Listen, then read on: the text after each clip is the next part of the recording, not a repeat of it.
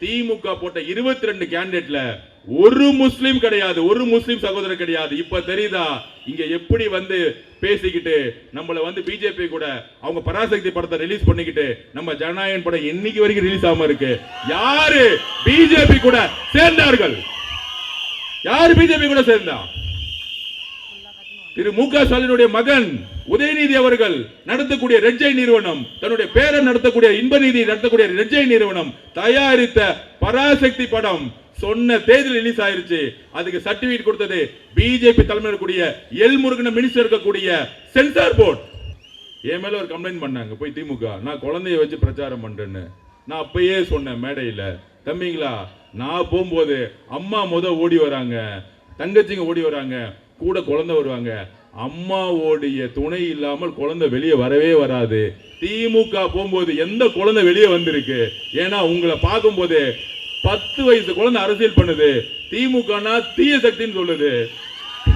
அண்ணா உருவாக்கிய கொடி இருக்கு கருப்பு சிவப்பு, அதையே பார்த்தாலே இது தீய சக்தி கொடின்னு சொல்றாங்க. சேகர் பாபு நாய் சேகர், நாய் சேகர் சேகர் பாபு, நானு ரவுடி நானு ரவுடி, நானு ரவுடி நானு ரவுடி.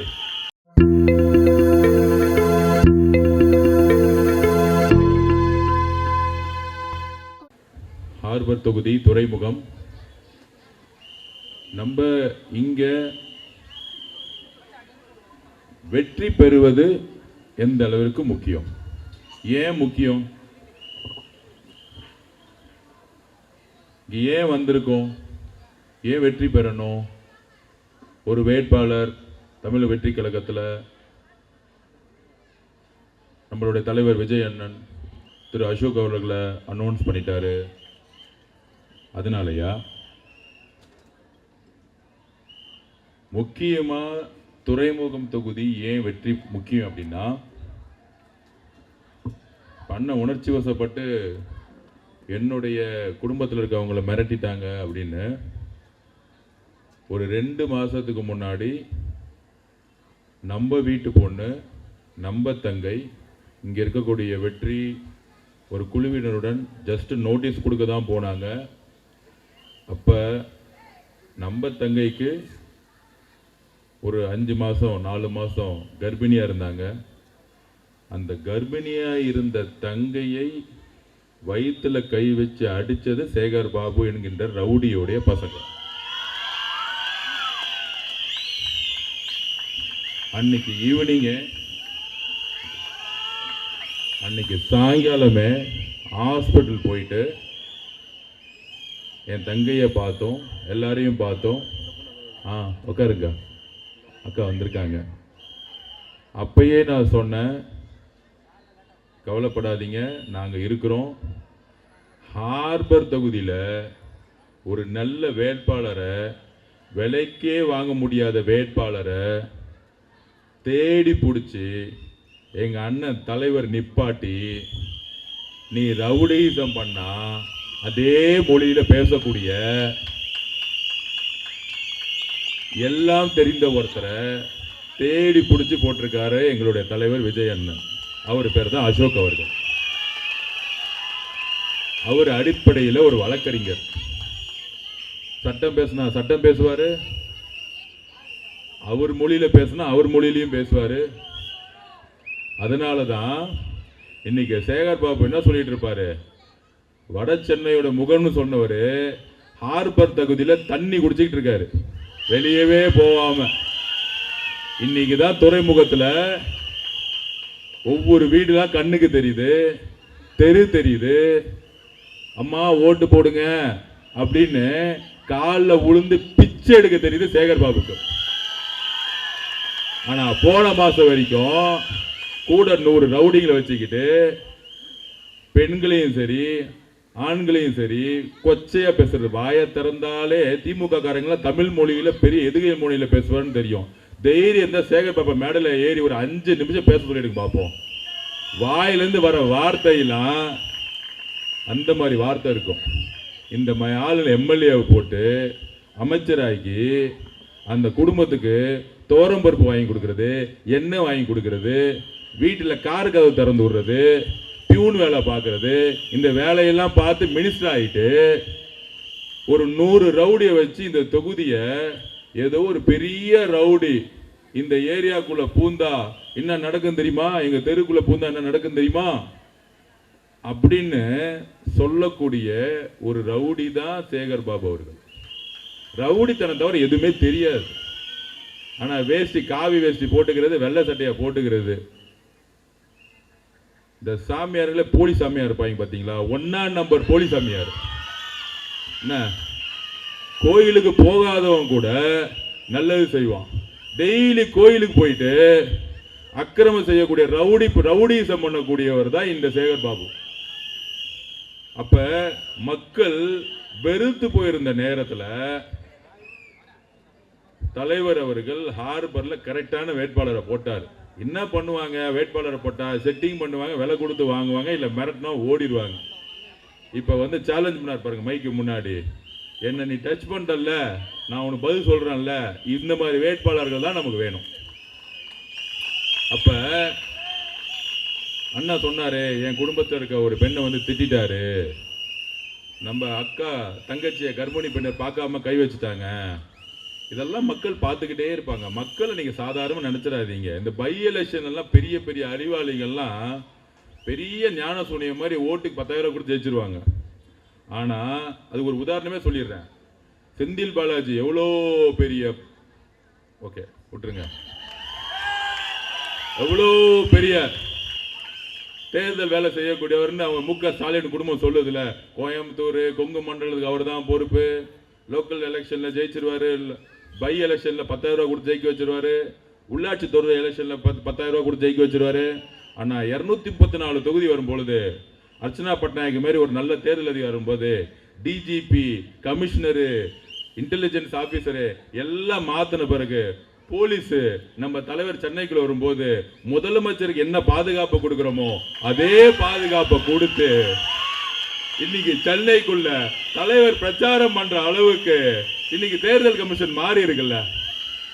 மு க ஸ்டாலின் அவர் வந்து என்ன தப்பு செஞ்சாரு, டிவிக்கு கண்டுக்கவே இல்லை, தலைவரை பத்தி பேசவே இல்லை. தம்பிங்களா திமுக, நீ பில்டிங் ஸ்ட்ராங்கா இருக்கிற மாதிரி உன் கால் எப்படி ஆடுன்னு எனக்கு தெரியும். என்ன சேகர் பாபு அப்படிதான் பார்க்க நெஞ்சு பரபரன்னு இருக்கும், காலு பார்த்தா நடுங்கிட்டே இருக்கும். என்ன அதான் பயப்படாதீங்க, ரவுடித்தனம் அதெல்லாம் பயப்படாதீங்க, புரியுதுங்களா? அவர் யாருன்னு எனக்கு தெரியும், எனக்கு நல்லா தெரியும். ஆதி மூலம் எல்லாம் எனக்கு தெரியும். 21 முன்னாடி என்ன பண்ணிட்டு இருந்தாரு எனக்கு தெரியும். அதனால ஒண்ணுமே கிடையாது. அப்படிப்பட்ட செந்தில் பாலாஜி கரூர்ல நின்று கையில் 5000 கோடி பணம் இருக்கு, ஆள் பணம் இருக்கு. கரூர்ல அவர் தான் பிஸ்தா பருப்பு எல்லாம் சொல்லுவாங்கல்ல, எல்லாம் சொல்லுவாங்கல்ல. ஆனா கரூருடைய 41 இழப்பு ஏற்பட்ட பிறகு நம்ம மேல எவ்வளோ தவறுகள் சொன்னாங்க, நம்ம தலைவர் எவ்வளோ குற்றச்சாட்டு சொன்னாங்க. ஆனா மக்கள் உண்மையா செஞ்சது திரு செந்தில் பாலாஜியாக நம்பினாங்களா இல்லையா, நம்பிட்டு இருக்காங்களா இல்லையா? இந்த நம்பிக்கை தான் சொந்த ஊர்ல கரூர்ல நிக்காம கோயம்புத்தூர்ல ஓடி போய் பயந்துட்டு போய் நின்று இருக்க திமுக. இல்ல திமுக காரங்க நாங்க 200 தொகுதி ஜெயிச்சிருங்களா, செந்தில் பாலாஜியை தொகுதியை மாதிரி கோயம்புத்தூர்ல நின்று இருக்காங்க, எப்படிப்பா நீங்க 200 தொகுதி ஜெயிப்பீங்க முதலமைச்சர் அவர்களே? அப்ப இப்ப தெரியுதா யார் யாரெல்லாம் பணத்தை எடுத்து அரசியலுக்கு வராங்கன்னு நினைக்கிறாங்களோ, யாரெல்லாம் ரவுடித்தனம் பண்ணி மக்களுக்கு இடையூறு செய்யறாங்களோ அவங்கள மக்கள் தூக்கி போட்டுருவாங்க. கலைஞருடைய மகன் அழகிரியோட மதுரையில ரவுடித்தனம் பண்ணவங்க தமிழ்நாட்டில் யாராச்சும் இருக்கிறாங்களா? மக்களை ஏன் தூக்கி போட்டாங்க? மக்கள் சாமானியர்களே தலைவர்களாக இருப்பாங்க, ரவுடிகளை இல்ல. நீங்க எழுதி வச்சுக்கோங்க. இந்த தேர்தல் முடியும் பொழுது சேகர் பாபு தண்ணி குடிச்சு ஓரமா உட்கார்ந்துட்டு இருப்பார், 26ல ஓரமா உட்கார்ந்துட்டு இருப்பார். பயப்பட வேண்டாம். அதாவது நான் எப்பயுமே ஒன்று சொல்லுவேன், உங்க தலைவர் விஜய் அவர்கள் எல்லாத்துக்கும் அமைதியா இருக்கிறாரு. பிஜேபி மிரட்டிருச்சு டெல்லியில இருந்து, அது குரல் கொடுக்கவே மாட்டேங்கிறாரு. பிஜேபி மிரட்டுறதுனால அவர் பயந்துட்டாரு. தம்பிங்களா, ஒரு உளவியல் இருக்கு, சைக்காலஜி டாக்டர்ஸுக்கு தெரியும், இல்ல உங்களுக்கே தெரியும். யாரு பயப்படுறாங்களோ அவங்க தான் மிரட்டுவாங்க, யாரு தைரியமா இருக்காங்களோ அவன் அமைதியா வேலையை பார்த்துட்டு இருப்பான். இவ்வளவுதான் உளவியல். என்னைக்கு உங்க சகோதரியை வந்து மிரட்டினாங்களோ அன்னைக்கே அவன் அந்த தெருவில் பயந்துட்டான்னு அர்த்தம். அவங்க பாவம் டாக்டரு அங்கிருந்து வந்து நோட்டீஸ் கொடுக்கறதுக்கே பயந்தானா, அப்ப அவன் எந்த அளவுக்கு பயந்து நடுங்கி, இந்த வடிவேல் படத்துல நாய் சேகர் இருப்பா பாருங்க, பில்டிங் ஆடும், சேகர் பாபு நாய் சேகர், நாய் சேகர் சேகர் பாபு, நானு ரவுடி நானு ரவுடி, நானு ரவுடி நானு ரவுடி. அவ்வளவுதான், இவ்வளவுதான் கான்செப்ட். ஒன்னும் பண்ண முடியாது. ரவுடிலாம் யார் தெரியுமா? அவங்க கமிஷனரு, அவங்க டிஜிபி, அவங்க இன்டெலிஜென்ஸ் ஆபீசரு, அவங்க அசிஸ்டன்ட் கமிஷனரு, இதெல்லாம் இருந்தாங்கன்னா ரவுடித்தனம் பண்ணிட்டு நம்ம அக்காவை அடிச்ச பிறகு சேகர் பாபு ஒரு நாடகம் பண்ணாரு பாருங்க, இன்னொரு 3 அக்கா கண்ணம்மா பாட்டில இருந்து இறக்கிட்டாரு. அந்த அக்காவை பார்த்தாலே பயமா இருக்கு. அந்த அக்காவை நம்ம அக்கா அடிச்சுட்டாங்களா போய். அந்த அக்கா பாருங்க குழந்தை முகம் மாதிரி இருக்கு. இந்த குழந்தை முகம் அந்த அக்காவை அடிச்சுட்டா ஒரு 3 பேரு நல்ல வாட்ட சாட்டமா இருக்கிறவங்க குளுக்கோஸை ஏத்திக்கிட்டு என்ன அடிச்சுட்டாங்க தெரியுமா டிவி கேட்காரங்க. அப்பப்பா சேகர் பாபு ஐயா நடிச்சாலும் கொஞ்சம் நல்லா நடிங்கப்பா. திரு மகேஷ் பொய்யாமொழிக்கும் சேகர் பாபுக்கும் கரெக்டா ஒரு காம்படிஷன் வச்சா 2 பேரும் கரெக்டா போட்டி போட்டுக்குவாங்க நடிக்கிறது இல்ல. என்ன பேட்டி கொடுப்பாரு பாருங்க, திடீர்னு பேட்டி. ஏங்க இங்க திமுகவுக்கும் அதிமுக தாங்க சென்னையில போட்டி, ஏங்க டிவிக்கு பத்தி பேசுறீங்க? பயம் வந்துருச்சுல்ல, வந்துருச்சுல்ல. ஒட்டுமொத்த நாட் பிரசாதம் வாஷ் அவுட் ஆகுது இல்ல. வில்லிவாக்கத்துல ஆதவர்ஜுனா, பெரம்பூர்ல ஜோசப் விஜய் எங்க தலைவர். அப்படியே வாங்க, அப்படியே ஆர்கே நகர் வாங்க, ஒரு பெரிய எஜுகேஷனிஸ்ட் மரிய வில்சன் டச்சே பண்ண முடியாது, யார விலை கொடுத்து வாங்கவே முடியாது. அப்படியே ஹார்பர் பக்கம் வாங்க, ஒரு வழக்கறிஞர், நீ எதை கையில் எடுக்கிற அவரும் கையில் எடுப்பாரு, நீ பூ கொடுத்தா பூ கொடுப்பாரு. அதுக்கு மேல நான் சொல்ல முடியாது. சோ நீ அநீதியான ஒரு அரசியல் பண்ணனா அந்த அரசியலை தூக்கி எறியக்கூடிய அரசியல் எங்களுக்கு தெரியும். ஃபுல்லா கிளீன் பண்ண போறோம். தமிழ்நாடே கிளீன் ஆக போகுது. அதுல சென்னை ஒட்டுமொத்த ட்ரக்ஸோடைய கேபிட்டலா மாத்தி வச்சிருக்காங்க. இந்த சேகர் பாபுவும் சாராயமா மாத்தி வச்சிருக்காங்க. ஹார்பர்ல 100% மெட்ரோ வாட்டர் கிடைக்குதா உங்களுக்கு? ஏதாவது குழாயில தண்ணி கிடைக்குதா? திமுக காரங்க சொல்லுவாங்க அனுபவம் இருக்கு. திமுகவுக்கு நிறைய இந்த ஊடகத்தில் உட்காந்துக்கிட்டு திமுக 75 வருஷம் அனுபவங்க, பூத்துல இருக்கிறவங்க, கிளையில இருக்கிறவங்க, பகுதியில் இருக்கிறவங்க, பயங்கரமான அனுபவம் இருந்தா என்ன தெரியுமா செஞ்சிருக்கணும்? துறைமுகம் மினிஸ்டர் தொகுதி 100% வீட்டுல எல்லாத்துக்கும் மெட்ரோ வாட்டர் கொடுத்துட்டேன்ப்பா. தைரியம் இருந்தா சொல்லுங்க, நானே சேகர் பாபு ஓட்டு போட்டுறேன், நானே போட்டுறேன். இல்லப்பா ரோடு எல்லாம் சரி செஞ்சாச்சு, இங்க குடிசையே கிடையாது, எல்லாமே பக்கா வீடு கான்ட்ராக்ட் வீடு ஆக்கியாச்சு, எல்லா சாலைகள் இருக்கு, கழிவு நீர் மழை பெஞ்சா கழிவு நீர் தண்ணி கலக்கிறதே கிடையாது. அடிப்படை தேவைகள், நல்ல ஸ்கூல் இருக்கு, நல்ல காலேஜ் இருக்கு, இதெல்லாம் இருக்கா? ஒண்ணுமே கிடையாது. சென்னையுடைய ஹாட் ஸ்பாட் உயர் நீதிமன்றம் இங்க தான் இருக்கு, பாரிஸ் கார்னர் இங்க தான் இருக்கு, எல்லா துறைமுகம் இங்க தான் இருக்கு, எல்லாமே பணம் குளிக்கக்கூடிய தொழில்கள் இருக்க இடத்துல. ஆனா ஹார்பர் எப்படி வச்சிருக்காங்க? மனிதர்கள் வசிக்கவே முடியாத மாதிரி ஒரு அடிப்படை வசதி கிடையாது. ஆழ்வார்பேட்டை எப்படி இருக்கு, ஹார்பர் எப்படி இருக்கு? இவர் தான் டெய்லி ஒரு நாளைக்கு 10 தாட்டி ஆழ்வார்பேட்டை போயிட்டு வராரு. அந்த முதல்வர் குடும்பத்துக்கு கிச்சன் பாலிடிக்ஸுக்கு கிச்சன் வேலை பண்றது மட்டும்தான் இவருக்கு தெரியும், வேற ஒண்ணுமே தெரியாது. என்ன kitchen politics minister mister Sekar Babu அப்படின்னு பேரே வச்சிடலாம். இதை தவிர அவருக்கு எதுவுமே தெரியாது. அப்ப இந்த மாதிரி அமைச்சர்களை உருவாக்கக்கூடிய அண்ணா எந்த மாதிரி திமுக உருவாக்குனார்? சமூக நீதி, இருமொழி கொள்கை, இப்படி உருவாக்குன திமுக கலைஞராச்சும் சமூக நீதினு சொல்லிட்டு ஒரு 10 குடும்பத்தை, கலைஞருக்கும் ஸ்டாலின் ஐயாவுக்கும் என்ன தெரியுமா வித்தியாசம்? கலைஞர் ஐயா தான் கூட இருக்க 10 குடும்பத்தை வாழ வச்சார். என்னடா மதுரை அழகிரி போ, டெல்லி நீங்க போங்க, இந்த பக்கம் கன்னியாகுமரி ஒருத்தர் 10 குடும்பத்தை வாழ வச்சார். மு.க. ஸ்டாலின் அவர்கள் வந்து 10 குடும்பத்தை வலிச்சுட்டு என் மருமக என் மகன் அவ்வளவுதான் 2 குடும்பத்துக்கு பட்டா எழுதிட்டாரு தமிழ்நாடு. இதுதான் அவருடைய மிகப்பெரிய சாதனை. ஒருத்தர் அரசியல் மருமக, இன்னொன்னு எல்லா டிபார்ட்மெண்ட் பணத்தை வந்து கட்டிங் பண்றது, கமிஷன் அடிக்கிறது, ஊழல் பண்றது. இதுல இருக்க அமைச்சர்கள்லாம் எப்படி இவங்க சொல்லுவாங்க, நாங்கள் திராவிட கட்சி, பெரியார் கட்சி, அண்ணாவுடைய வழித்தோன்றல், திமுக குடும்பம் சுத்தி யார் இருக்கிறா? மினிஸ்டர் பேர் சொல்லவா? திரு செந்தில் பாலாஜி. அவர் என்ன பெரியாரிஸ்டா? நான் கேட்கிறேன். இல்ல காகிதம் இல்லத்தோட வாரிசா? பக்கத்துல நேரு, வேலு, நம்ம சேகர் பாபு அண்ணன் என்னைக்காச்சும் பேசியிருப்பாங்களா அரசியலை பத்தி? எதுவுமே தெரியாத அமைச்சர்களுக்கு ஒட்டுமொத்த துறையில 30% கமிஷன் அடிச்சு இந்த குடும்பத்துக்கு கொடுக்கிறது, அதுக்கப்புறம் இவங்க கமிஷன் அடிச்சுக்கிறது, அதுக்கப்புறம் அரசு அதிகாரிகள் கமிஷன் கொடுக்கிறது. இதுதான் இந்த நிர்வாகம். அப்ப நம்ம ஏன் இங்க ஜெயிக்கணும்? நம்ம மேல என்ன மாதிரி மாற்றங்களை சொல்லுவாங்க? ஓகே, இவங்கள அனுபவம் இருக்கு, அனுபவம் இல்லைன்னு. திமுக அனுபவம் கீழே இருக்கக்கூடிய கவுன்சிலர் பகுதி, அங்க இருக்கக்கூடிய எம்எல்ஏ, இவங்களுக்கெல்லாம் என்ன அனுபவம்? மக்களுக்கு நல்லது செய்யக்கூடிய அனுபவம் இல்ல, ஊழல் செய்யறதுக்கு மட்டுமே அனுபவம். அந்த பணத்தை வச்சுக்கிட்டு ரவுடிசம் பண்றது மட்டுமே தான் அனுபவம், வேற ஒண்ணுமே கிடையாது. நான் திருப்பி பதிவு பண்றேன், தமிழக வெற்றி கழகத்தை ஏன் ஜெயிக்கணும்? அசைக்கவே முடியாது, பணம் கொடுத்தாலும் ஏன் அசைக்க முடியாதுன்னு சொல்றேன்னா, இந்த 26 ஒரு புதுமையான தேர்தல். இந்த டிவியில சர்வே போடுவாங்க, இந்த தந்தி, அந்த ஜூனியர் வீடனு எல்லாம் தப்பா பழைய காலத்து 30 வருஷத்துக்கு முன்னாடியே சர்வே போட்டுட்டு இருப்பாங்க. நான் திருப்பியும் சொல்றேன், ஒரு பிரச்சாரம் நான் எவ்வளவோ பிரச்சாரம் பண்ணியிருக்கேன். நான் தொகுதி இங்க போயிட்டு வரேன், ஒரு தெருக்குள்ள போனா திமுக காரங்க அதிமுக பிரச்சாரத்தை பாருங்க, வீடியோ வேணா எடுத்துக்குவாங்க. ஆனா தமிழக வெற்றி கழகத்துடைய வேட்பாளர் போகும்பொழுது ஃபர்ஸ்ட் வீட்டில இருந்து அம்மா ஓடி வருவாங்க, தங்கச்சி ஓடி வரும், அக்கா ஓடி வரும், அதுக்கப்புறம் குட்டி தம்பிங்க ஓடி வருவாங்க. தமிழக வெற்றி கழகம் இளைஞர் கட்சின்னு சொல்றாங்க, சத்தியமா இளைஞர் கட்சி கிடையாது. தமிழக வெற்றி கழகத்தை உருவாக்கியது பெண்கள், இது பெண்கள் கட்சி.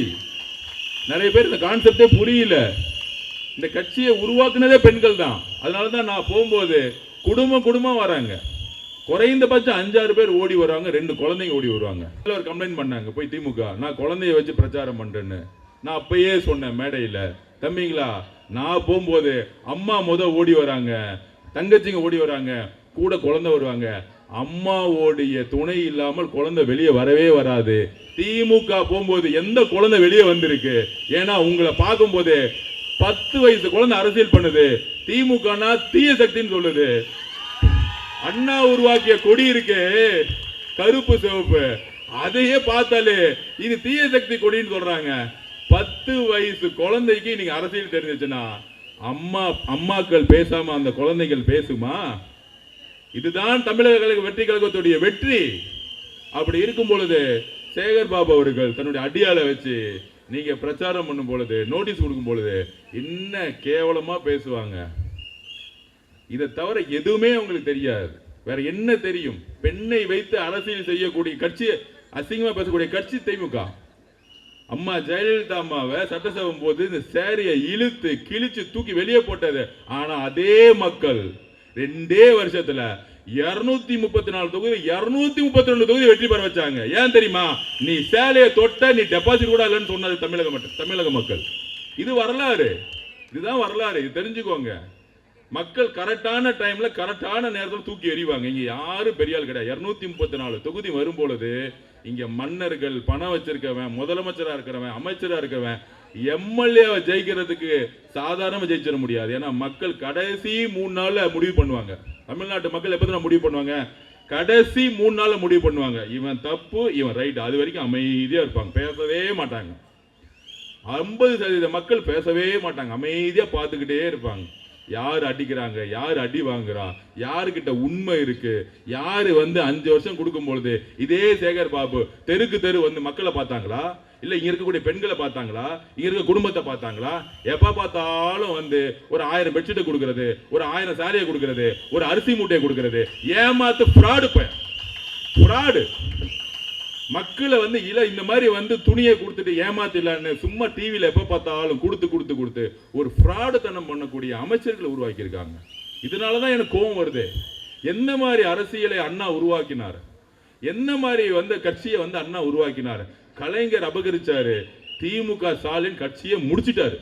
இப்படி சொன்னார்ல, கட்சி முடிஞ்சிச்சுன்னு அர்த்தம். திமுக முடிச்சிட்டாரு, அவரோட பிரிவில முடிச்சிட்டாரு. அப்படி இருக்கும் பொழுது இங்க இருக்கக்கூடிய அண்ணன் அசோகன் சொல்றேன், உணர்ச்சி வசப்படாதீர்கள். நீங்கள் மக்கள்கிட்ட போய்கிட்டே இருங்க. அடிச்சாலும் உங்க பக்கத்துல 4 கேமரா வச்சுக்கோங்க. அவங்க அடிச்சாலும் கேமரா ரெக்கார்ட் பண்ணுங்க, திட்டுறதெல்லாம் ரெக்கார்ட் பண்ணுங்க. மக்கள்கிட்ட போய் கொண்டு சேர்ப்போம். மக்கள் எப்படி அம்மா ஜெயலலிதாக்கு ஜெயிக்க வச்சு கருணாநிதி டெபாசிட் எல்லாம் பண்ணாங்களோ, நம்மளுடைய உணர்ச்சிகள் தேர்தல்ல வெற்றியா காமிக்கணும். ஒரு வெற்றி இந்த மாதிரி ரவுடிசத்தை ஒரு சாமானியர்கள் சேர்ந்து தூக்கி எறிஞ்சாங்கிற வரலாறு இருக்கும். இதுதான் வரலாறு. வரலாறு என்ன சொல்லுது? கலைஞருடைய பையன் திரு அழகிரிகள் எங்க இருக்கிறார் இன்னைக்கு? அவன் குடும்பம் எங்கேயாச்சும் அரசியல் இருக்கா? மக்கள் தூக்கி எறிஞ்சிருவாங்க. காலமும் நேரமும் இயற்கையும் தூக்கி எறியும். யாரும் இங்க பெரியாலே கிடையாது. நான் திருப்பி பண்ணுவேன். எந்த தலைவரை அழுத்தம் கொடுத்து அமுக்குறாங்களோ, எங்க தலைவர் விஜய் அவர்கள் நடிப்பை விட்டுட்டு ஜஸ்ட் அரசியலுக்கு வந்தார். பிரச்சாரம் பண்ண உள்ள கரூர் பிரச்சனையை பண்ணாங்க. மிகப்பெரிய அழுத்தத்தை கொடுத்தாங்க. கிட்டத்தட்ட முன்னாடி எஸ்ஓபியை போட்டு 40 நாள் ஆக்குவாங்க தலைவருடைய பிரச்சாரத்துக்கு பர்மிஷனுக்கு. இன்னைக்கு அர்ச்சனா பட்நாயக் ஒரு மேடம் வந்து தேர்தல் கமிஷன் அரசு அதிகாரிகளை மாத்தின பிறகு 48 மணி நேரத்தில் எப்படி பர்மிஷன் கிடைக்குது? இதே காவல்துறை தானே, இதே எஸ்பி தானே, இப்ப இருக்க இதே எஸ்பி தானே. கன்னியாகுமரியில் போயிட்டு வரும்போது எப்படி கரெக்டா மக்கள் பாதுகாப்பு கொடுத்து கரெக்டா வந்து தலைவர் பிரச்சாரம் முடிச்சுட்டு வராரு. ஆனா இந்த 8 மாசத்துல ஏன் நடக்கல? இதுதான் காவல்துறை பர்மிஷன் கொடுத்தாலும் மக்களுக்கு பாது கொடுக்காம அதிகமா கூட்டம் வரும்போது எல்லாம் இடிச்சுக்கிட்டு மக்கள் சாவட்டும், செத்த தலைவர் மேல பழி போடலான்னு ஒரு கேவலமான அசிங்கமான அரசியலை உருவாக்கிய திரு மு.க. ஸ்டாலின் அவர்கள். அதுக்கு செந்தில் பாலாஜி, மகேஷ் பொய்யாமொழி, உதயநிதி அவர்கள் உடந்தை. இதுதான் ஒரு அசிங்கமான அரசியல். திரு விஜய் அவர்களுக்கு எதிரா ஒரு அரசே எதிர்த்து நின்னுச்சு. திமுக கட்சி இல்ல, ஒரு கவர்மெண்ட் எதிர்த்து நின்னுச்சு. அதையெல்லாம் தாண்டி தான் பிரச்சாரம் பண்ணி தலைவர் நின்றுட்டு இருக்காரு. தேர்தல் வந்துச்சு. தமிழக வெற்றி கழகத்துக்கு ஏன் இவ்வளவு பிரஷரு? ஏன் ஊடகத்துல இவ்வளோ நமக்கு விமர்சனம் வருது? என்ன சுச்சுவேஷன்னா, நான் சொல்றேனே, ஏன் அவங்க பயப்படுறாங்க அப்படின்னா, எம்ஜிஆருக்கு அப்புறம் ஜெயலலிதாவுக்கு அப்புறம் இங்க தலைவர்களே இல்லாம போயிட்டாங்க. நல்ல நிர்வாகி நினைச்சுதான் ஸ்டாலினை உருவாக்குனாங்க.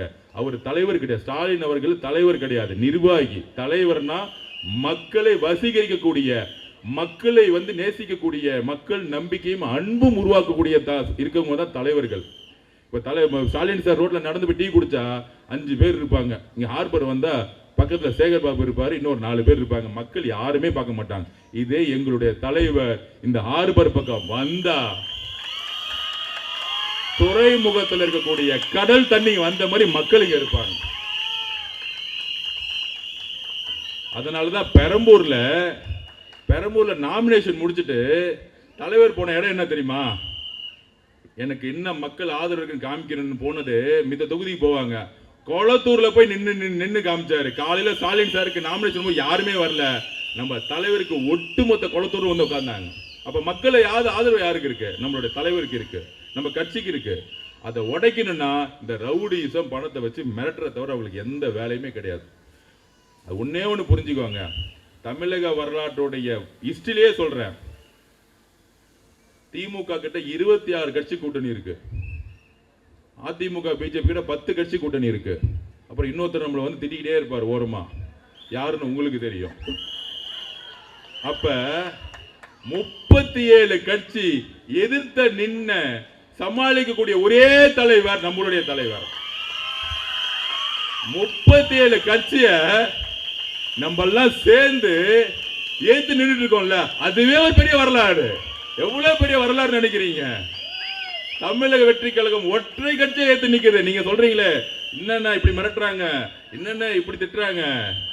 இவ்வளோ கட்சி ஏத்து நின்னாலும் ஒரு வேட்பாளர், சாதாரண வேட்பாளர் போகும்போது என்னப்பா குடும்பமா அவங்க ஓட்டு போட போயிட்டாங்க, 37 கட்சி காணாம போயிருச்சேன்னு திரு அசோக் அவர்களுடைய தலைவருடைய வேட்பாளர் போட்டும் போது பயத்தினாலதான் வாயில கெட்ட வார்த்தை வருது. இங்க யாராச்சும் சுயேட்சை நிற்பாங்க, பார்த்திருக்கீங்களா? இந்நேரம் ஒரு 10 பேர் சுயேட்சை நின்றுப்பாங்க. இந்த சுயேட்சைகளுக்கு எதிரா ஏதாச்சும் கெட்ட வார்த்தை பேசியிருப்பாரா சேகர் பாபு அவர்கள்? ஏன் பயம் இல்லை? வேணாம்பா இது. ஏன்னா அவங்களுக்கு பயம் இல்லை, அவர் போட்டியில நினைச்சுக்க மாட்டாங்க. ஆனா திரு அசோக் அவர்களை பத்தி ஏன் பயப்படணும்? ஒரு தெருக்குள்ள போகும்போது நம்ம ஆளுங்க என்ன இருக்கு, காசு எடுத்துட்டா போறோம், 5000 காசு எடுத்துட்டா போறோம், இல்ல இவர் மாதிரி மிக்சி ஃப்ரிட்ஜ் அது இதுன்னு கொடுக்குதா போறோம். வெறும் ஒரு நோட்டீஸ். அந்த நோட்டீஸ்ல தலைவருடைய முகம், இன்னொரு முகம், என் அண்ணனுடைய முகம். இந்த ஒரு முகத்துக்கே பயம் வந்துருச்சு, வேற ஒண்ணுமே கிடையாது.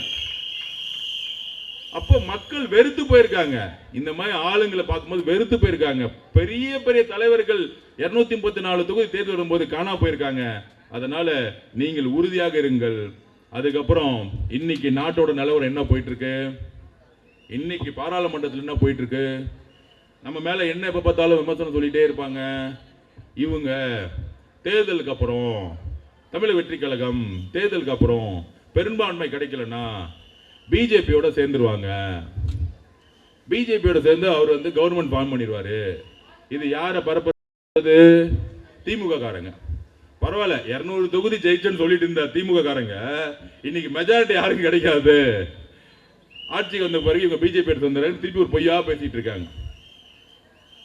துறைமுகம் தொகுதியில் இருக்கக்கூடிய என்னுடைய இஸ்லாமிய சகோதரர்களே, என்னுடைய இஸ்லாமிய சகோதரிகளே, நாங்கள் உறுதியாக சத்தியமாக சொல்கிறோம், தலைவர் கட்சி ஆரம்பிக்கும் பொழுது சொன்ன வார்த்தை கொள்கை எதிரி பிஜேபி, கொள்கை எதிரி பிஜேபி, கொள்கை எதிரி பிஜேபி, அரசியல் எதிரி திமுக. ஏன்னா இந்த குடும்பம் ஊழலும் நிர்வாகம் தவறும் செய்யும் பொழுது அதை எதிர்க்கக்கூடிய வலிமை இருக்கு. 2024 திமுக போட்ட 22 கேண்டிடேட்ல ஒரு முஸ்லிம் கிடையாது, ஒரு முஸ்லிம் சகோதரர் கிடையாது. இப்ப தெரியுதா இங்க எப்படி வந்து பேசிக்கிட்டு நம்மள வந்து பிஜேபி கூட அவங்க பராசக்தி படத்தை ரிலீஸ் பண்ணிக்கிட்டு நம்ம ஜனநாயகன் படம் இன்னைக்கு வரைக்கும் ரிலீஸ் ஆகாம இருக்கு. யாரு பிஜேபி கூட சேர்ந்தார்கள்? யாரு பிஜேபி கூட சேர்ந்தா? திரு மு.க. ஸ்டாலினுடைய மகன் உதயநிதி அவர்கள் நடத்தக்கூடிய ரெட்ஜை நிறுவனம், தன்னுடைய பேரன் நடத்தக்கூடிய இன்பநிதி நடத்தக்கூடிய ரெட்ஜை நிறுவனம் தயாரித்த பராசக்தி படம் சொன்ன தேதியில் ரிலீஸ் ஆயிருச்சு. அதுக்கு சர்டிபிகேட் கொடுத்தது பிஜேபி தலைமையில் இருக்கக்கூடிய எல் முருகன் மினிஸ்டர் இருக்கக்கூடிய சென்சார் போர்டு. ஆனா அதே பிஜேபி மினிஸ்டர் இருக்கக்கூடிய எல் முருகன் ஜனநாயகன் படத்தை நிப்பாட்டினாரா இல்லையா? இஸ்லாமிய சகோதரிகளே கேளுங்கள் இந்த கேள்விய. நான் லிங்கே கொடுத்துறேன், திமுக கார தப்பு பண்ணா மாட்டிக்குவான். லிங்கே கொடுத்துறேன். படம் ரிலீஸ் ஆன 1 வீக்ல ஒரே வாரத்துல திரு பிரதம மந்திரி மோடி அவர்கள் நடத்தின பொங்கல் பங்கன்ல, எல் முருகன் நடத்தின பொங்கல் பங்கன் டெல்லியில திரு உதயநிதி அவர்கள் ஒட்டுமொத்த அந்த படத்தோடைய ஹீரோ ஹீரோயின் அங்க இருக்கக்கூடிய மியூசிக் டைரக்டர் ஒட்டுமொத்த குழுவையும் அந்த படத்துக்கு அந்த பொங்கல் விழாக்கு அமிச்சாரா இல்லையா? இதுதான் செட்டிங்னு சொல்றோம். நாங்கள் அழுத்தத்தை எதிர்கொண்டு இருக்கோம். அந்த அழுத்தத்தை தைரியமாக எதிர்க்கக்கூடிய வல்லமை திரு ஜோசப் விஜய் அவர்களுக்கு இருக்கு. இதை புரிஞ்சுக்கோங்க. தன்னுடைய பெயரை வேட்பாளர் அறிவிக்கும் பொழுது விஜய்னு சொல்லி இருக்கலாம். ஆனா ஒரு வார்த்தை டெல்லிக்கு பிஜேபி புரிய வைக்கிறதுக்காக சொன்ன வார்த்தை என்ன தெரியுமா? என்னுடைய பெயர் ஜோசப் விஜய். நான் ஒரு சிறுபான்மை சமூகத்திலிருந்து வந்திருக்கலாம், நீ அரசியல் ரீதியா பேசலாம். ஆனா தமிழ்நாட்டில் இருக்கக்கூடிய மக்கள், அது இந்துவாக இருந்தாலும் முஸ்லீமாக இருந்தாலும் கிறிஸ்துவராக இருந்தார்களும் எந்த மதத்தை இருந்தவர்களாகவும் என்னை தன்னுடைய குடும்பத்தில் ஒரு பிள்ளையா பார்க்கறாங்க. எனக்கு மதமே கிடையாது, ஜாதியே கிடையாதுன்னு சொன்னதுக்காக அங்க அவருடைய பதில கொடுத்தாரு. அதனால இஸ்லாமிய சகோதரிகளே சகோதரர்களே, கிறிஸ்துவ சகோதர சகோதரிகளே, அதிகாரமும் பணபலமும் எத்தனை ஆயிரம் கோடி கொடுத்தாலும் இல்ல என்ன அதிகாரம் அவங்க வந்து பிஜேபி பக்கத்துல வந்து கொடுத்தாலும் நாங்கள் உறுதியாக சொல்லிக்கிறோம், என்ன அழுத்தம் வந்தாலும் நாங்கள் திருப்பி பண்றோம்.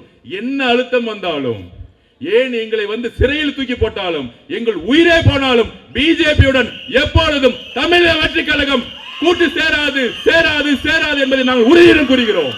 உறுதியுடன் கூறுகிறோம், ஆணித்தரமாக கூறுகிறோம். இதை தெளிவு பண்றோம். பெரியார் அவர்கள் உருவாக்கிய, அண்ணா அவர்கள் கனவு கண்ட புரட்சி தலைவி அம்மா அவர்கள் என்ன நினைச்சாங்களோ, மோதியா லேதியான்னு கேட்டாங்க, அந்த உணர்வும் அந்த நெஞ்சமும் எங்க கிட்ட இருக்கு. உறுதியா சொல்றேன், எங்க கிட்ட இருக்கு. எப்பொழுதும் கிடையாது. நான் வில்லிவாக்கத்துல என்னோட பிரச்சாரம் வைக்கும் போது ஐநாவரம் மசூதியில இருந்து என் பிரச்சாரத்தை ஆரம்பிச்சேன். ஆதவர்ச்சனா மசூதியில இருந்து ஆரம்பிச்சேன். இதுதான் உண்மை. இது ஓட்டுக்காக கிடையாது. இந்த சமூகம் எப்பொழுதும் மதசார்பற்ற கொள்கையில், சமூக நீதி கொள்கையில் தமிழக முன்னேற்ற தமிழக வெற்றி கழகம் எப்பொழுதும் உறுதியாக இருப்போம். முதல் நாள் மாநாட்டை சொன்னாரு. சொன்னா செய்யக்கூடிய வலிமை எங்க தலைவருக்கு இருக்கு, தமிழக வெற்றி கழகத்திற்குரிய எங்களுக்கும் இருக்கு. எங்களுக்கு எந்த பயமும் கிடையாது. ஏன்னா மக்கள் எங்களை நம்புகிறார்கள், நாங்கள் மக்களை நம்புகிறோம். அதுதான் அண்ணன் சொன்னாரு, நான் அழுதா மக்கள் அழுவாங்க, மக்கள் அழுதா நாங்க அழுவோம். இதுதான் தமிழ் வெற்றி கழகம். இவ்வளவுதான். இதுதான். இது ஒரு குடும்பம். நீங்க கட்சின்னு சொல்றீங்க, பூத் இருக்கான்னு கேக்குறீங்க, கிளை இருக்கான்னு கேக்குறீங்க, பகுதி இருக்கான்னு கேக்குறீங்க. தமிழக வெற்றி கழகம்ங்கிறது குடும்பம். 4 குடும்பம் சேர்ந்தா ஒரு பூத்து. அவ்வளவுதான் எங்களுக்கு. என் குடும்பமே பாத்துக்கோ. நீ சொல்ற வார்த்தை இல்ல அரசியல் கட்சி. என் குடும்பத்துல எங்க அக்கா பூத்துல போய் உட்காருவாங்க, எங்க அம்மா உட்காருவாங்க, எங்க அத்தை போய் உட்காருவாங்க, எங்க பெரியப்பா உட்காருவாங்க, அண்ணன் சித்தப்பான் போய் உட்காருவாங்க. அவங்க கிட்ட போய் நீ 50,000 இல்ல 5 லட்சம் பேசினாலும் விலைக்கு போக மாட்டான். எழுதி வச்சுக்கோ.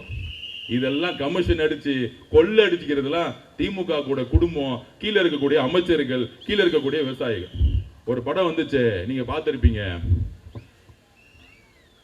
அதுல நம்ம அண்ணா இந்த படம் பேர் இந்த கஞ்சா கடத்துற சகோதரர்கள் எல்லாம் திருத்து வரல, குட்டி குட்டி பசங்கள் எல்லாம். Correct correct. மாஸ்டர் படத்துல சில சீனை பார்த்துட்டு இருந்தோம். அதுல இந்த கஞ்சா அடிக்க சிறுவர்கள் எல்லாம் மாத்துவார். அதுல ஒரு வில்லன் இருப்பாப்ல, நம்ம விஜய் சேதுபதி அண்ணா. அப்போ திடீர்னு போவார். சேகர் பாபு யாருன்னு நான் சொல்லிடுறேன். விஜய் சேதுபதி ஒரு கேட்டுக்குள்ள போய் கீழே 4 ரவுடிங்கெல்லாம் உட்காந்துருப்பாங்க. தெரியுமா அந்த சீனு? அப்ப சொல்லுவாங்க, நீ எல்லாம் நிறுத்தி நிக்கிறியான்னு கீழே உட்காந்து பரம்பரையா ஒருத்தன் பணக்காரனா இருப்பான் பாருங்க, சொல்லுவான். அப்ப சொல்லுவாரு, உன்கிட்ட இருக்க ஆள் எல்லாம் பணத்துக்கு விலை போறவன், என்கிட்ட இருக்க ஆள் எல்லாம் விசுவாசத்துக்கு கூட இருக்கிறவன், அதை ப்ரூவ் பண்ணுவான்னு காமிப்பான். கேட்ட முறான்னு சொல்லுவாரு, தனியாலா நிப்பாப்ல. அந்த சீன் தான் இப்ப திமுகக்கு. நம்ம அசோக் அண்ணன் தான் விஜய் சேதுபதினு வச்சுக்கோங்க. இல்ல அதுல வில்ல அந்த சீனுக்கு மட்டும் எடுத்துக்குவாங்க. அந்த மாதிரி போயிட்டு சேகர் பாபு எல்லா இடத்துலயும் 5 லட்சம் 10 லட்சம் கொடுத்து ஆள்லாம் வச்சுக்கிட்டு ஓட்டு கேட்கறதுலாம் பணம் கொடுத்தா போதும் ஜெயிச்சுலாம் நினைச்சிட்டு இருக்காரு. ஆனா விஜய் சேதுபதி சொல்லுவாரு, அவங்க ஆளுகிட்டே போயிட்டு நான் உனக்கு 50 லட்சம் கொடுக்குறேன்னு சொன்னா அவங்க ஆளுங்களே காலி பண்ணிடுவாங்க. சேகர் பாபு காலி பண்றது யாருன்னா திமுக கட்சிக்காரங்கள இந்த காலத்தை காலி பண்ண போறாங்க. உள்கட்சி பிரச்சனையே காலி பண்ணிடும். எனக்கு தெரியும் திமுக என்னன்னு தெரியும். அதனால அண்ணன் அசோக் அண்ணன் நீங்க கவலைப்பட வேண்டாம். உங்ககிட்ட குடும்பமா எம்ஜிஆர் அவர்களுக்கு அப்புறம் ஒரு மிகப்பெரிய ஆதரவு பெண்கள் இருக்காங்க. அந்த பெண்களுடைய சக்தியை நீங்க வலுவாக்குங்க, அவங்கள போய் சந்திங்க, அவங்கள பாருங்க. நீங்க வீடு வீடா போய் பார்த்துருக்கீங்கன்னு எனக்கு தெரியும். அதனால சேகர் பாபு அவர்களை பத்தி நீங்க தயவு செஞ்சு பேசுறதை இன்னையோட நிப்பாட்டிட்டு 4 நாள் தான் இருக்கு, ஒவ்வொரு வீடா போவோம், பூத்துல இருக்கவங்களை நல்ல நிர்வாகிகள் நல்ல குடும்பமா போடுங்க அப்படிங்கிறத பதிவு செய்து இந்த ஹார்பர்ல அவரை பத்தியே பேசாதீங்க. அவர் அவுட் ஆஃப் ரெக்கார்டு போயிட்டாங்க, கவலைப்படாதீங்க. அதுக்கப்புறம் இன்றைக்கு பார்லிமெண்ட்ல என்ன நடந்துகிட்டு இருக்கு, தமிழக வெற்றி கழகம் என்ன ஸ்டாண்ட் எடுத்திருக்காங்க, டீலிமிட்டேஷன், உமன்ஸ் ரிசர்வேஷன் பில் என்ன ஸ்டாண்ட் எடுத்திருக்காங்க. தலைவர் அவர்கள் அப்பயே எக்ஸ்ல பதிவிட்டுட்டாரு, டீலிமிட்டேஷனுக்கு என்னுடைய குரல் என்ன, அதில் தெளிவு பண்ற இடத்துல நாங்கள் இருக்கிறோம்.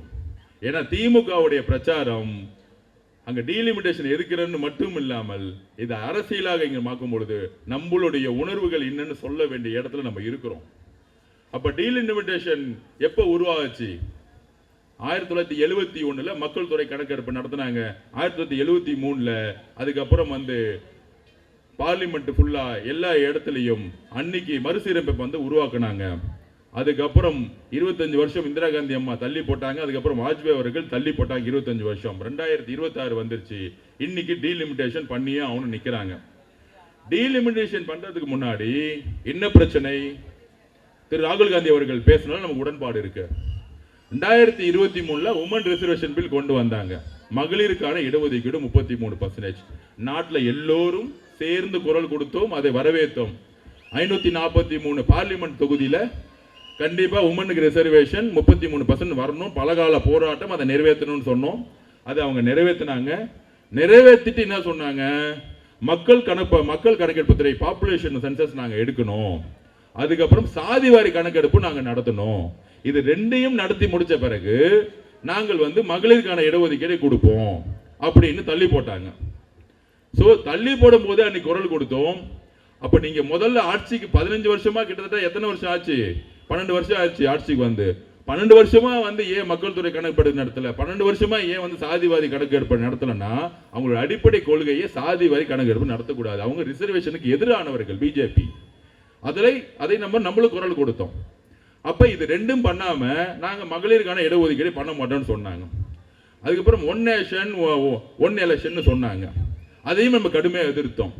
அதுக்கப்புறம் இப்ப எப்படி வந்து உமன் ரிசர்வேஷனை டீலிமிட்டேஷனோட தொகுதி மறுசீரமைப்பை சேர்த்து ஒரு குழப்பத்தை உருவாக்கி இருக்காங்கன்னா, ஃபர்ஸ்ட் ஒரு குழப்பம், மக்கள் தொகையின் அடிப்படையில் எம்பிக்களை அதனுடைய பிரதிநிதித்துவத்தை இன்க்ரீஸ் பண்றது. அதை கடுமையாக எதிர்த்தோம். ஏன்னா வளர்ச்சி பொருளாதார முன்னேற்றம்னு சொல்லிட்டு 1973 இருந்து இந்திரா காந்தி அம்மா வந்து அன்னைக்கு வந்து பாப்புலேஷனை குறைக்க சொன்னாங்க. நம்மளுடைய கல்வியிலையும் முன்னேற்றத்திலையும் நம்ம வந்து ஃபோக்கஸ் பண்ணி இன்னைக்கு இருக்க ஒவ்வொரு வீட்லையும் ஒரு குழந்தைகள் 2 குழந்தைகள் மேல கிடையாது. நம்ம முன்னேற்றத்தை ஃபோக்கஸ் பண்ணோம். அதனால பாப்புலேஷன் குறைஞ்சிச்சு. ஆனா வட இந்தியாவில் பாப்புலேஷன் அதிகமாயிருச்சு.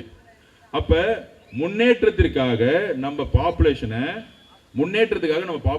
பாப்புலேஷனை குறைச்சோம். இன்னைக்கு எம்பிக்ல பாப்புலேஷன் அடிப்படை மக்கள் தொகை அடிப்படையில் குறைக்கணும்னு சொல்லிட்டு ஒரு பில்லை பாஸ் பண்ணணும்னு நினைச்சாங்க. அதை கடுமையாக நம்ம எதிர்த்து நின்னோம். இப்ப நம்மளுடைய கேள்வி என்னன்னா, ஒரே ஒரு சிம்பிள் கேள்விதான். நம்மளுடைய கேள்வி என்னன்னா, இன்னைக்கு பார்லிமெண்ட்ல சொல்லிட்டாங்க 50% நாங்க கொடுக்கிறோம், 39 இருந்து 59% நாங்க கொடுக்கிறோம் அப்படின்னு வந்து ஒரு வார்த்தையை சொல்றாங்க. 39 எம்பில இருந்து 59 எம்பியா நாங்க கொடுக்கிறோம் அப்படின்னு ஒரு வார்த்தையை சொல்றாங்க. அதுவும் தவறு. நம்பர்ஸ் முக்கியம் இல்ல, பர்சன்டேஜ் முக்கியம். இன்னைக்கு 7% நம்மளுடைய பிரதிநிதித்துவம் இருக்கு இந்தியாவில். 80 தொகுதி யூபியில இருந்துன்னா 14% இருக்கு. இந்த பர்சன்டேஜ் வந்து நமக்கு குறையுதா இன்க்ரீஸ் ஆகுதா, இதுக்கு தெளிவு இன்னும் கொடுக்கல.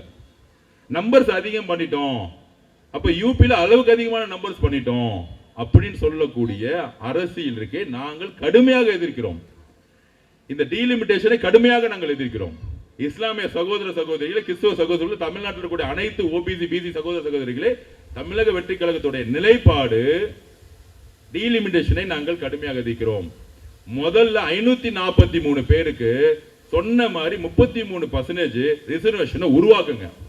மக்கள் கணக்கெடுப்பு துறை, மக்கள் கணக்கெடுப்பு பாப்புலேஷன் சர்வே எடுங்க, அதுக்கப்புறம் கேஸ்ட் சர்வே எடுங்க, அதுக்கப்புறம் நீங்க டீலிமிட்டேஷனை பத்தி கொண்டு வாங்க. இதுதான் நம்மளுடைய நிலைப்பாடு. இந்த பார்லிமெண்ட்ல மகளிருடைய இடஒதுக்கீடு சொல்லிட்டு டீலிமிட்டேஷனை சேர்த்து 850 கொண்டு வரதுல நம்மளுடைய விகிதாச்சார பிரதிநிதித்துவம், அதாவது பர்சன்டேஜ் குறைதா இன்க்ரீஸ் ஆகுங்கிறதுக்கு இது வரைக்கும் பதில் பிஜேபி கிடம் இல்ல. அந்த பதிலை கூற வரைக்கும் நாங்கள் கடுமையாக ஒட்டுமொத்த தென் மாநிலங்களோட சேர்ந்து தமிழக வெற்றி கழகம் எதிர்க்கும். உச்ச நீதிமன்றத்திற்கு முதல் ஆளாக தமிழக வெற்றி கழகம் செல்லும் பிஜேபிக்கு எதிராக இங்க பதிவு செய்கிறேன். கடைசியாக நம்மளுடைய உறுதி, திரு அசோக் அவர்கள் எல்லோருக்குமானவர். இங்க இருக்கக்கூடிய ஜெயின் சமூகத்திற்கும் ஒரு நம்ம கட்சியை பொறுத்த வரைக்கும் தமிழர்களும் இங்க இருக்க ஜெயின் சமூகத்தவர்களும் அதுக்கப்புறம் இஸ்லாமிய சகோதரர்களும் ஒரு என்ன சொல்றது, ஒரு இந்தியன் என்ற உணர்வோடு இருக்கக்கூடிய ஒரு தொகுதி தான் துறைமுகம். இந்தியன் எல்லோரும் சேர்ந்து ஒரு தொகுதி இருக்கு பாத்தீங்களா. ஹிந்தி தமிழ் அந்த லாங்குவேஜ் பிரச்சனை எல்லாம் இங்க இல்ல. எல்லாரும் சேர்ந்து ஒரு தொகுதியா இருக்கக்கூடிய ஒரு தொகுதி இருக்கு. அந்த தொகுதி மக்களுக்கு உறுதியாக அவர் உண்மையாகவும் நேர்மையாகவும் இருப்பார். யாருக்கும் பயப்பட மாட்டார். குறிப்பா சொல்றேன், இந்த கஞ்சா சேல்ஸ், ட்ரக்ஸ் சேல்ஸ், பெண்கள் பாதுகாப்பு, ஒவ்வொரு தொகுதிக்கும் ஒவ்வொரு சீட்டுக்கும் சிசிடிவி கேமரா போட்டு ரோட சரி செஞ்சு உங்களுக்கான பாதுகாப்பை ஒரு அண்ணங்கிற முறையில, ஒரு அப்பாங்கிற முறையில, அவருக்கும் ஒரு பெண் குழந்தை இருக்கு, சகோதரிகள் இருக்காங்க, உங்களுடைய பெண்களுக்கான பாதுகாப்பை இந்த ஹார்பர் தொகுதியில் அசோக் குமார் அவர்கள் உருவாக்குவார், சினோரே அசோக் குமார் அவர்கள் உருவாக்குவாருங்கிறத பதிவு செய்து அவரை மிகப்பெரிய வெற்றி பெற வைக்கணும்னு நான் கேட்டுக்கொள்கிறேன். தேங்க்யூ.